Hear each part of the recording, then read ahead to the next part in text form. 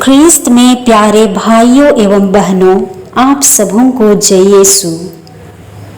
इन दिनों हम सभी माता मरियम के जन्मोत्सव की तैयारी में नवरोजी प्रार्थनाएं कर रहे हैं।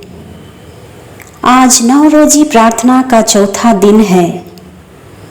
आइए हम आज के मुख्य बिंदु पर मनन चिंतन करें।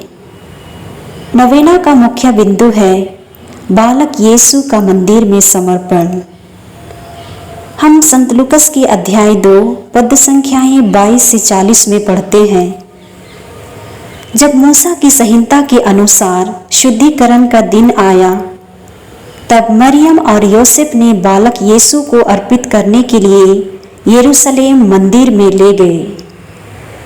जैसा कि प्रभु की संहिता में लिखा है, हर पहलौठा बेटा प्रभु को अर्पित किया जाए तथा प्रभु की आज्ञा के अनुसार एक जोड़ा पंडू की या कबूतर के 2 बच्चों की बलि चढ़ाई जाए।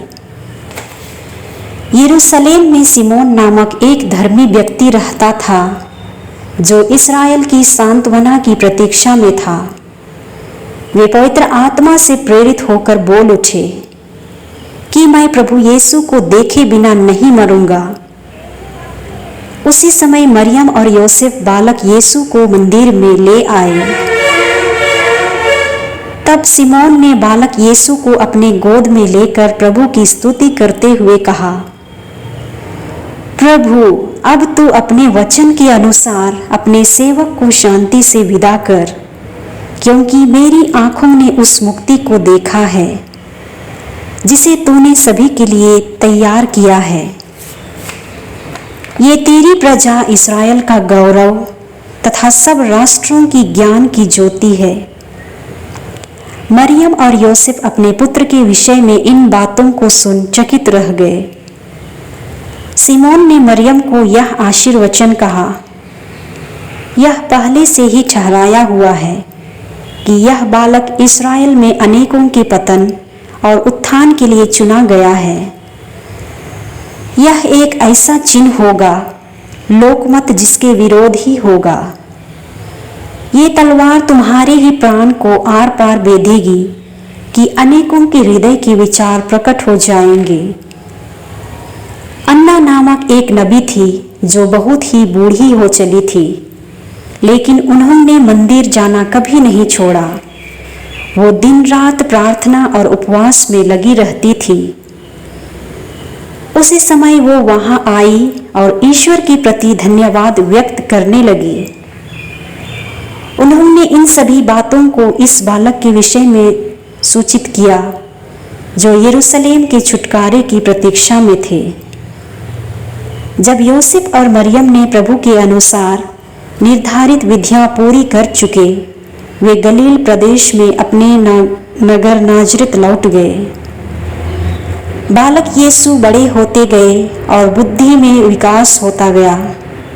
ईश्वर उनसे प्रसन्न थे तथा प्रभु का अनुग्रह उस पर छाया रहा। जी हाँ, यह एक सचमुच मुक्ति विधान का रहस्य है, क्योंकि यहाँ पर 5 व्यक्तियों का मिलन होता है। बालक यीशु, माता मरियम, योसेफ, सिमोन और अन्ना। ये मिलन ईश्वर की मुक्ति विधान का मिलन है जो हमारी आशा एवं विश्वास को और अधिक मजबूत करता है। सिमोन और अन्ना अत्यधिक बूढ़े हो जाने पर भी अपने मुक्तिदाता को देखने की चाह को नहीं खोया। अंततः उन्होंने प्रभु का दर्शन किया और साक्ष्य भी दिया। उनके साक्ष्य में दम और जोश था, क्योंकि यहूदी रीति रिवाज में बुजुर्गों को आदर एवं सम्मान दिया जाता था। आज के दिनों में हमारा समाज जवानी और जोश को बुद्धिमत्ता से अधिक महत्व दे रहा है तथा बुजुर्गों की योगदान की अक्सर अवहेलना करता है। किंतु हम सभी ख्रिस्तियों को इस मनोभावना को बदलाना अति आवश्यक है। हमें बुजुर्गों को अपने ज्ञान और अनुभव को बांटने के लिए प्रोत्साहित करना चाहिए। हमें उनकी ओर मित्रता का हाथ बढ़ाकर उन्हें ईश्वर की सेवा करने का अवसर प्रदान करना चाहिए। प्रभु आज हमें यह भी प्रेरणा देते हैं कि यदि हम अपना समय, शक्ति और संपत्ति प्रभु को अर्पण करेंगे, तब हम प्रभु की महिमा देखेंगे, और यदि हम ईश्वर के साथ चलेंगे तो हम भी प्रभु की तरह बल और बुद्धि में विकास करेंगे। दूसरी ओर जब हम माता मरियम के जीवन को देखते हैं, तब पाते हैं कि उसने सभी बातों को सुनकर अपने दिल में संजोए रखा और ईश्वर की इच्छा के अनुसार सभी वायदों को पूरा किया। आइए हम माता मरियम की मध्यस्थता द्वारा अपने को पूर्ण रूपेण समर्पित करें, ताकि हम भी माँ मरियम की तरह पवित्र, निष्कलंक एवं उनके अच्छे गुणों को अपनाते हुए दीनता पूर्वक प्रभु की सभी योजनाओं को स्वीकार कर सके तथा प्रभु की महिमा के दर्शन पा सके।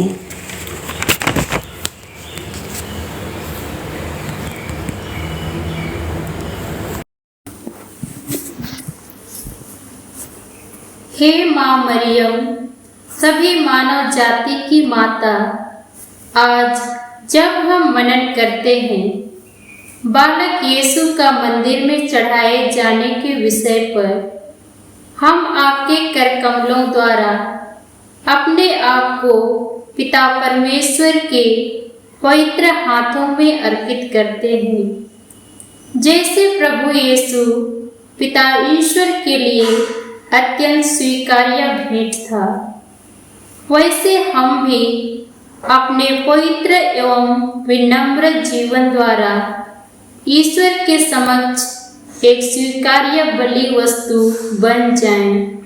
आमीन।